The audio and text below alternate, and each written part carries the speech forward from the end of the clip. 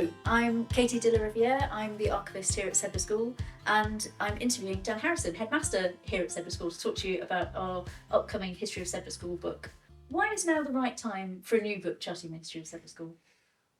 Well, I think we are turning 500 next year, Katie. So in 2025, so that's a really important milestone in our history. So what better time to write a book? And it's also 100 years since the previous book, which was written by a former headmaster, Weech, and a former OS. So we feel it's the right time to put it all together. And how do you think the school has changed in the last 100 years, if you do think it's changed? I think there'll be many aspects in which it has changed, but then a number of aspects where it hasn't. I think that the structure of the houses is still very similar. I think the commitment to holistic education and to nature are still absolutely there. But of course, co-education in 2001 was a big change for the school and a very good one, in my opinion. And the establishment of a big prep school down the road at Casterton in 2013 also was a major change. I don't think the values have changed over the course of the years. So some changes, but a lot of things still remain the same. So Michael Raw was chosen to write this new history book. Why was he chosen for the job?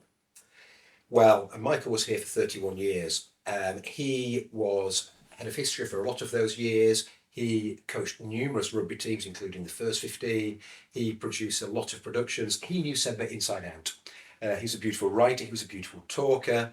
And we originally commissioned him to do the History of Sedbergh School Football Club, a thread of gold a few years ago. He'd edited a lot of Sedberghian magazines over the course of a number of years. He was a perfect person.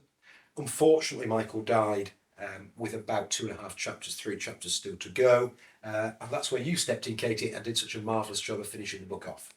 Katie, you were involved in the book right from the start, working alongside Michael. How did you go about researching the book? Well, typically Michael, he was really thorough. So he started by looking at the bigger picture of education over the last 500 years. So he read around the subject extensively. He got all sorts of quite obscure books about how public school education developed, and made sure that he had a really thorough grounding. He looked at how other schools have covered their history. So he read quite a lot of school histories from other schools, and then he really dove into the archives. So he worked very methodically through our governor's minutes, the Sedberghian magazines, the house magazines, the brown books, to get a really thorough understanding of everything that happened through the history of the school. He reached out to the old Sedberghian community, and he asked people for their reminiscences and memoirs of their time at school, and tried to weave those through the book as well. Ultimately, he was the perfect person for the job because he looked into so many different sources, and he made sure that he did a really good job. Thank you. Michael's approach was quite interesting because he didn't shy away from covering the difficult times in the school's history. Do you think that was the right choice from Michael? I do, yes. I think it would have been wrong to try to gloss over facts, and it would have been wrong to just ignore the difficult times. And the school's been through a lot in nearly 500 years, and this is as accurate a portrayal as I can possibly think of. Ups and downs, low numbers, higher numbers. The school got co-ed. We've now got 2 schools abroad. We do lots of summer courses. The school has changed hugely over the course of many years, and it wouldn't be the same without those ups and downs, but it wouldn't be the same without the accurate reporting of those. And Michael's done that beautifully by, as you previously mentioned, researching back through lots and lots of documents. One of the things that he looked at is scholarship at Sedbergh School and the history of scholarship. Do you think he approached that in the right way? I do. The school's got a fantastic record of giving scholarships out, and since World War II the school has given 1,500 scholarships out, and at the moment in the school we have 15 100% Roger Lupton scholars, which we're really proud of. That will continue here, and it's always been a very important part of Sedbergh and always will be. Dan, you introduced the heart values to school. Can you see elements of those values woven through the history of the school? Absolutely. I think those values have always been there at Sedbergh. All I did was, I suppose, put a name to them. When we go back through the history, we see so many examples of humility, ambition, resilience and kindness. And Michael's picked up on those throughout the whole of the book, which is really important. I think what's so important with values today and back in history is that we live these values and don't just talk about them. And I keep on a Monday morning talking to our pupils in assembly about where they get certain things right and occasionally where they get certain things wrong. And I'm sure that was the case for the many previous headmasters at Sedbergh. Question for you, Katie. What do you see as the key milestones in Sedbergh's history? Oh, that's a good question. So Michael pulled these out really well in the book, actually. I think one of the really important ones is when boarding was first established. So in 1784, the headmaster Christopher Hull bought Evans House, and that was the first time we had boarding at Sedbergh. He bought it as his own private house, but then he welcomed boarders in, obviously for a fee, to supplement his income as headmaster. And that arrangement worked so well that after his death, the governors decided that they were going to buy the house and carry that on. So the headmaster was welcomed to live in Evans House and earn a bit of money on the side, basically, by welcoming boarders. Then obviously we had this massive expansion of the school site to become this Victorian boarding school site that we have now.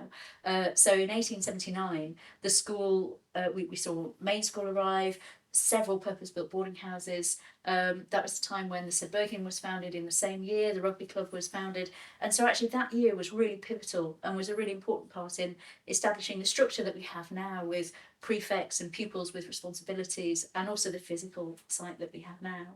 And then moving through the 20th century, in 1976, we welcomed juniors for the first time. So Cresbrook School closed, and we welcomed some of the older children from the school to found our juniors.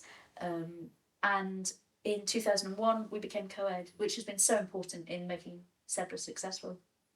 What do you feel the role of Christianity has played here at Sedbergh? I think it's always been central and always will be. We have an assembly every day where we have a hymn and a prayer, Monday to Friday. Our Sunday service is very much an important part of the school week, whether it be in the morning or occasionally evensong. Our school chaplain is absolutely central to the pastoral welfare of our pupils. Faith is very, very important and will continue to be so. Dan, the book covers how the role of headmaster has changed. Has that been interesting to reflect on from your experience and obviously the period of time that you've been here at school?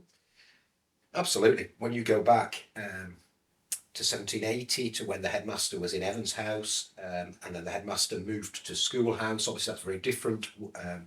We now live on the edge of the rugby pitch there. The offices have changed over the years. But actually, again, as the school's grown, the structures beneath the heads have changed. Previous heads used to teach. I unfortunately don't teach. The role is a really, really interesting one and a really challenging one and a very enjoyable one, but I'm very fortunate to have some fantastic teams beneath me, both in terms of senior management on the academic side and on the operational side, and that makes it so much easier. Question for you, Katie.